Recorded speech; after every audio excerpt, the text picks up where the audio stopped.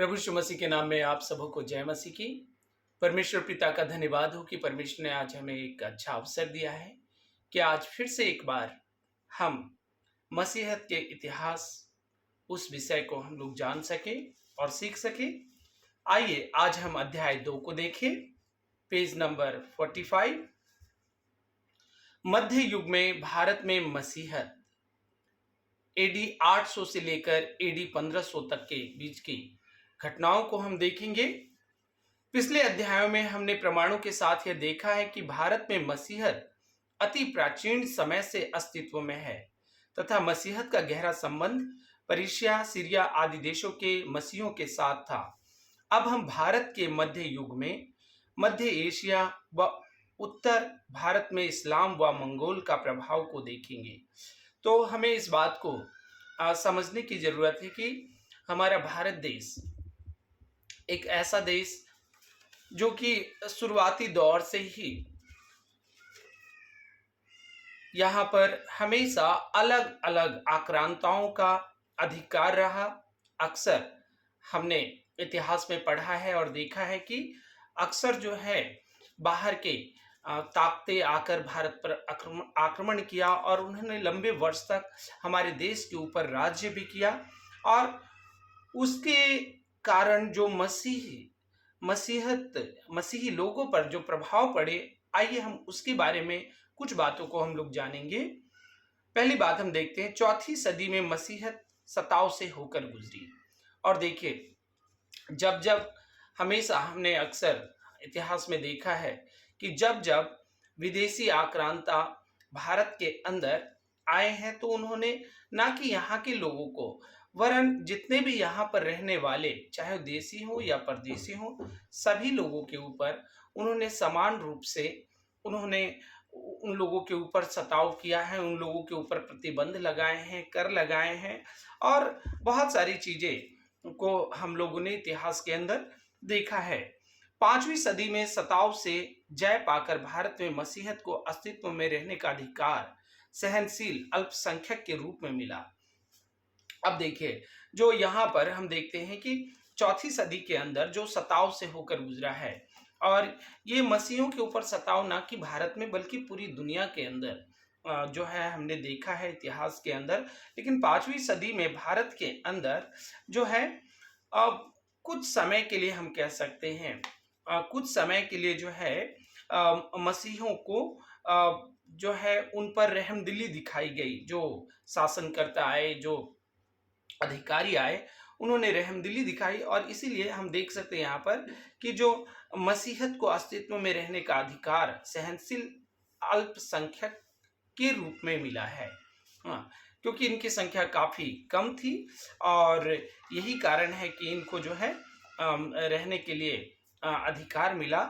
और दूसरा हम देखते हैं, 9वीं सदी में मुस्लिमों के आधिपत्य में मसीहियों की पहचान व मांग शिक्षा के क्षेत्र में बढ़ने लगी।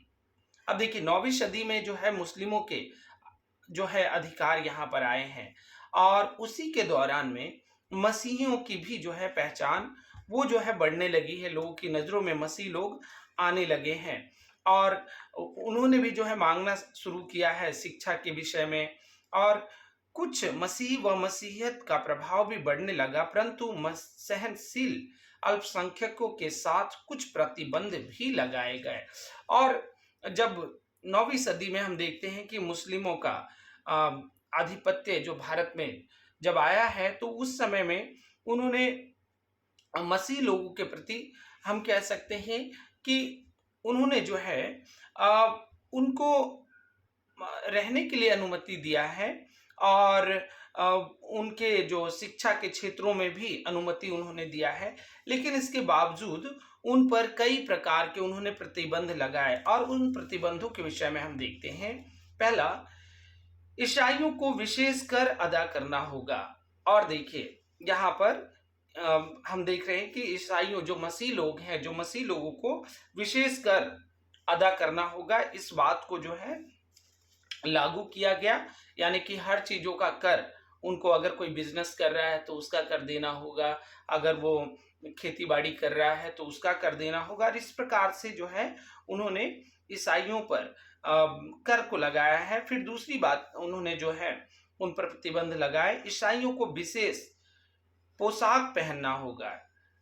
ईसाई लोगों को, जैसा कि हम लोग देखते हैं ईसाई लोगों की जो अ, उस समय हम लोग ऐसे समझ सकते हैं कि उनकी जो विशेष ड्रेस, जैसे कि कई बार हमने देखा है जो फादर पहनते हैं या पॉप यूज करते हैं, या जो नन सिस्टर होती है वो यूज करते हैं, या ब्रदर लोग जो होते हैं रोमन कैथोलिक में वो इस्तेमाल करते हैं।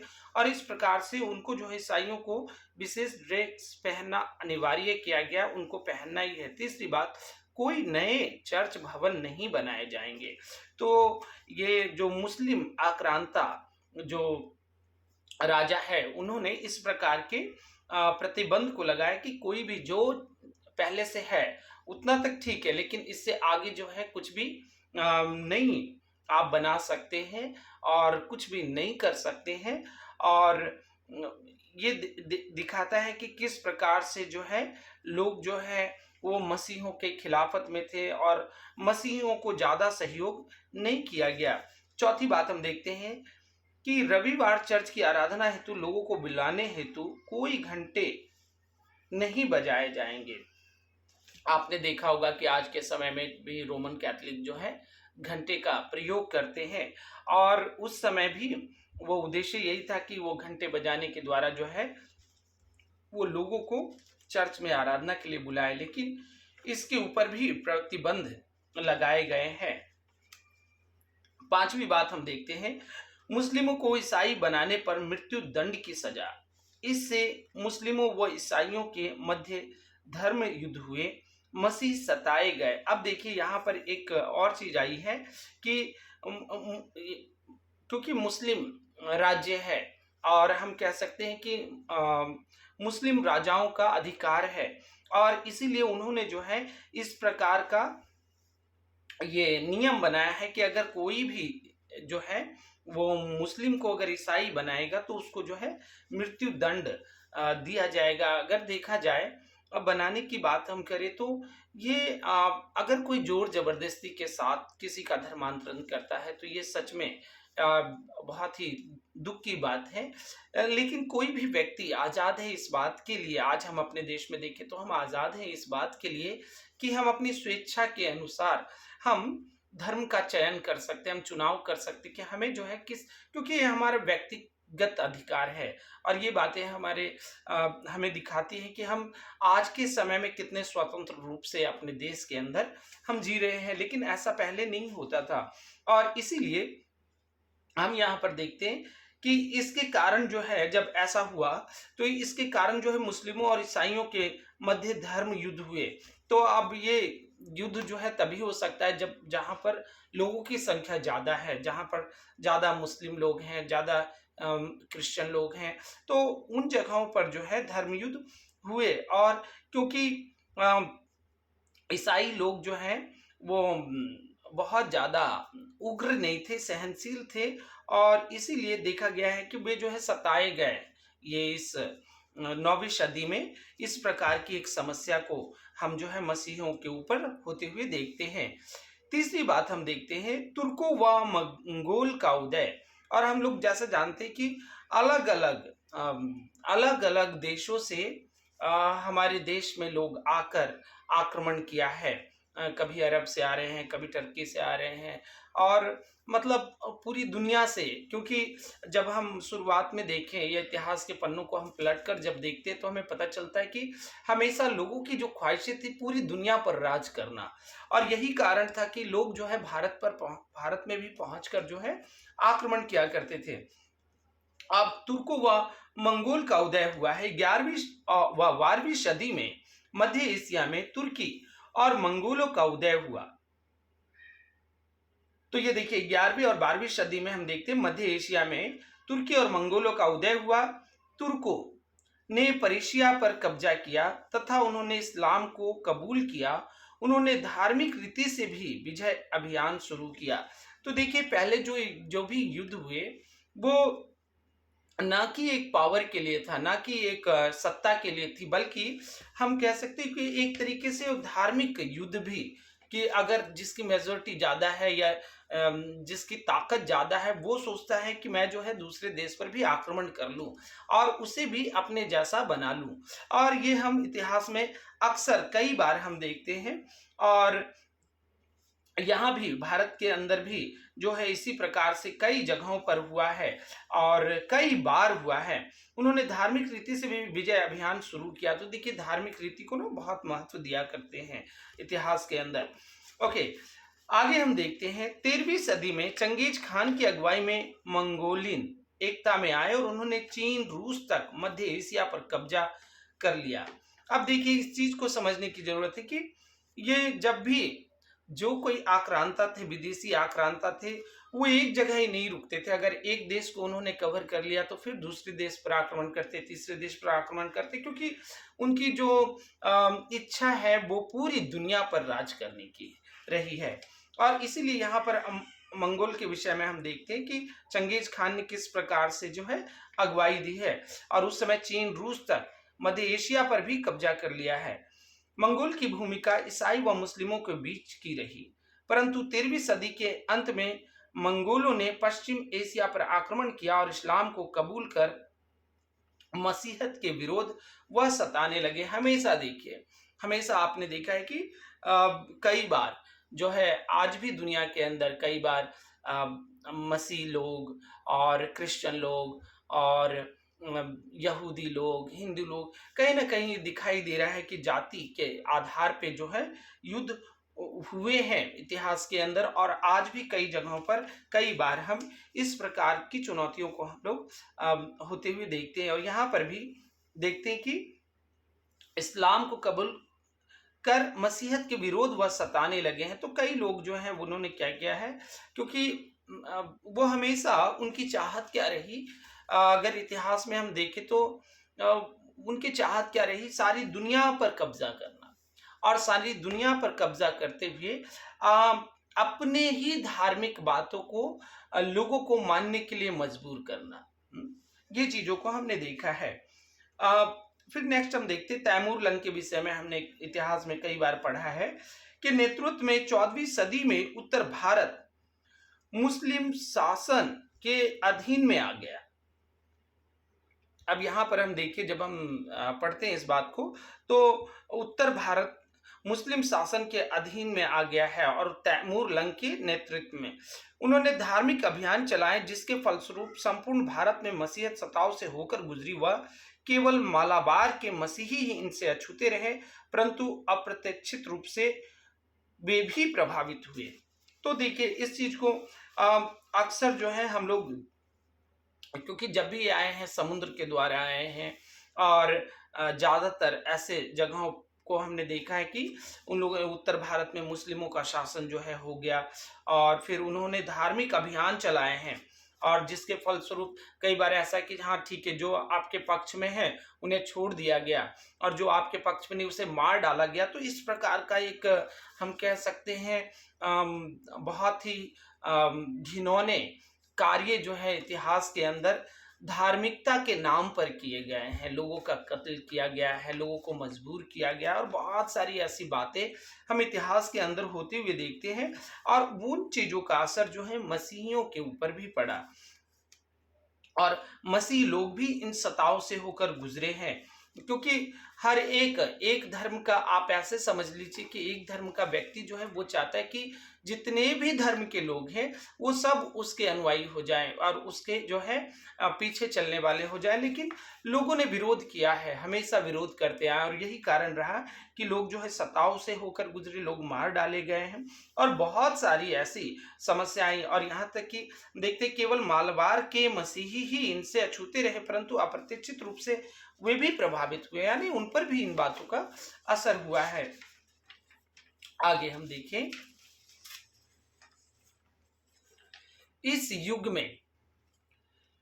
युग में भारत के विभिन्न क्षेत्रों में मसीह पाए जाते थे, जिसका प्रमाण विभिन्न लेखकों मसीह यात्रियों पश्चिम देशों के जैसे जॉन ऑफ मांटो 1289 और कई ऐसे जो लेखक हैं जिन्होंने पुस्तकों को लिखा, उसके माध्यम से मालूम चलता है कि कहाँ पर क्या क्या चीजें हुई, कहाँ पर जो है मसीह लोग रह रहे थे और कहाँ पर उनके साथ में सताव हुआ। और आदि में प्रमाण दिए हैं कि भारत के विभिन्न क्षेत्रों में मसीहियों का अस्तित्व था। तो उसमें जैसे कई लेखक, जैसे कि जॉन ऑफ मोंटो 1289 में, फोर फ्रांसिस कोन, थॉमस जेम्स, पीटर डेमेट्रेन 1321, Odoric of Pordenone 1324, John de Marignolli 1348 से 49 तक, मार्को पोल 1292 से 93, निकोलो कॉन्टी 1430। ये चीजें जो है प्रमाणित करती है कि कहाँ कहाँ पर जो है मसीह लोग थे और मसीह लोगों के ऊपर सताव किए गए हैं। और इन प्रमाणों में हम देखते हैं कि भारत के विभिन्न क्षेत्रों में मसीह का अस्तित्व था। तो कई बार हमें लगता है कि आज से कुछ साल पहले, लेकिन नहीं, हम अगर भारत के अंदर मसीहत लोगों की मौजूदगी हम देखें तो शुरू से रही है, आदि में प्रमाण दी। ओके, आगे हम देखते हैं 13 से 15वीं सदी तक मसीहत के बारे में ज्यादा विवरण नहीं है। अब ये एक ऐसे समय रहे हैं जहां पर बहुत ज्यादा मसीहियों के बारे में मालूम नहीं चलता है। परंतु रोमन कैथोलिक का कथन है कि भारत में मसीही विभिन्न स्थानों पर बिखरे हुए, बिना तैयार या सही नेतृत्व के, बिना सही विश्वास के, ज्ञान के तथा ज्यादातर बिना बपतिस्मा के थे। तो ये रोमन कैथोलिक, क्योंकि हम लोग जानते हैं कि सबसे पहले जो पूरी दुनिया में फैलने वाला वो रोमन कैथोलिक जो है वो अधिकार को रखा है। और उनके कथन के अनुसार वो बताते कि भारत के अंदर भी मसीह लोग तो थे। ऐसा नहीं है कि 1300 से 1500 सदी में मसीह के बारे में जानकारी नहीं है तो मसीह लोग नहीं थे, लेकिन ये था कि वे लोग किस प्रकार से थे, बिखरे हुए और बिना तैयार, सही नेतृत्व, कोई भी अगुवा नहीं था। क्योंकि हमेशा यहाँ पर बदलाव, जब जब बाहर से लोग आते गए तो हमेशा यहाँ कुछ ना कुछ बदलता गया है। हमारे देश के अंदर हमेशा कुछ ना कुछ बदलाव हमेशा ही आते रहे हैं। तो इन बातों को देखते हुए हम इस बात को समझ सकते हैं कि कई बार जो है इसके बारे में नहीं लिखा गया या अगुवे नहीं रहे हैं, या कई ऐसी परिस्थितियां हमेशा उलट पुलट होती रही। और लेकिन कुछ चीजों को इतिहास के अनुसार हम लोग जो है समझ पा रहे हैं कि यहाँ पर मसीह लोगों की मौजूदगी तो थी, लेकिन उसके बावजूद ये लोग बिखरे हुए थे, कोई नेतृत्व नहीं था और बिना सही विश्वास के, ज्ञान के, और ज्यादातर जो लोग जो थे वो बिना बपतिस्मा के भी थे। क्योंकि कोई नहीं है उनको शिक्षा देने वाला या अगुवाई देने वाला, या उनके पास कोई ऐसा धार्मिक पुस्तकों से बताने वाला नहीं है। और यही कारण थे कि अब वो लोग जो है, हम कह सकते हैं उनकी मौजूदगी तो थी, लेकिन वो किसी रीति से अपने आप को सही रीति से चलाने में असमर्थ थे। और थाने कल्याण लेटिन मसीही थे, मालाबार में मजबूत मसीही थे। अब देखिए अलग अलग जगहों में अलग अलग, क्योंकि हमेशा इस चीज को ध्यान देना है कि जब बाहर से लोग आए तो उन्होंने शिक्षाएं दी हैं और लोगों ने मसीह को अपना लिया, और उसके बाद कई पीढ़ियां जब गुजरी तो काफी संख्या में हो गए। और अलग अलग देशों से अलग अलग जगहों पर लोग जो है रहने लगे। लेकिन कई बार ऐसे हुए कि उनके पास कोई नहीं है, शिक्षा के लिए नहीं है, अगुवाई के लिए नहीं है, कोई पास्टर नहीं है, कोई फादर नहीं है, और इस प्रकार की समस्याओं से बहुत बार वे लोग गुजरते आए हैं। अब जो आप देखिए, मालाबार में मजबूत मसीही थे जो उच्च श्रवण जाति से मसीही बने थे, यानी कि उच्च यानी ब्राह्मण जाति से मसीही बने थे। उनका कोई विशेष अगुवा नहीं था। परीसिया में मुस्लिमों ने कब्जा कर लिया था, जिसके फलस्वरूप भारत के मसीहों पर भी सताव का प्रभाव पड़ा। अब देखिए, जब जब युद्ध हुए और अन्य देशों में भी जब युद्ध होते हैं तो उसका असर कहीं ना कहीं हमारे देशों में भी पड़ता है। और इसी प्रकार से इतिहास में भी इस प्रकार मसीहों के साथ में, मसीहों के ऊपर भी इसका प्रभाव पड़ा है, और जिसके फलस्वरूप भारत के मसीहों पर भी सताव का प्रभाव पड़ा है। और आगे जब हम देखते हैं, थॉमस क्रिश्चियंस सीरियर, क्रिश्चियंस आदि भारत में आराधना के तौर तरीकों का भारतीयकरण नहीं हुआ था। संपूर्ण निर्भरता विदेशी संस्कृति तौर तरीकों के अनुसार था। तो जो बाहर से आए उसी के अनुसार आज अगर आप देखिए कि हम जिस प्रकार से हम भारतीय कल्चर के अनुसार आराधना करते हैं, प्रार्थना करते हैं। और लेकिन पहले शुरुआती दौर में ऐसा नहीं, जो भी विदेशी संस्कार और जो भी वहाँ की संस्कृति थी उसके अनुसार जो है किया जाता था। लेकिन ये हम 1500 एडी तक हम इस प्रकार के वातावरण को और इस प्रकार के अम, अम, उदाहरणों को हम जो है इतिहास के अंदर देखते हैं कि मसीह के ऊपर किस प्रकार से सताव हुए। और उसके बाद से धीरे धीरे धीरे धीरे जो है परिवर्तन आना शुरू हुआ। सो आगे हम 1500 से आगे और अब तक के विषय में भी अगले भागों में हम जान पाएंगे। और इससे पता चलता है कि भारत के अंदर किस प्रकार से मसीह लोग अस्तित्व में आए हैं, किस प्रकार से मसीहों पर जो है सताव हुए हैं, और किस प्रकार से है जो मसीह लोग जो हैं हमेशा रूपांतरित होते गए, बदलते गए।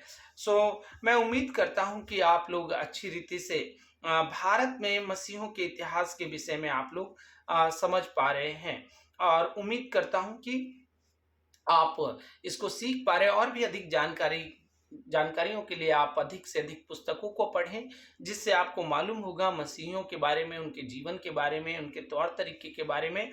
और हम समझ पाएंगे कि इतिहास के अंदर मसीहों ने कितने सताव को, कितने दुखों को उठाकर और उनके द्वारा आज हम सभी लोग जो है मसीह के पास आ पाए हैं। धन्यवाद। प्रभु आप सबको आशीष दे। जय मसीह।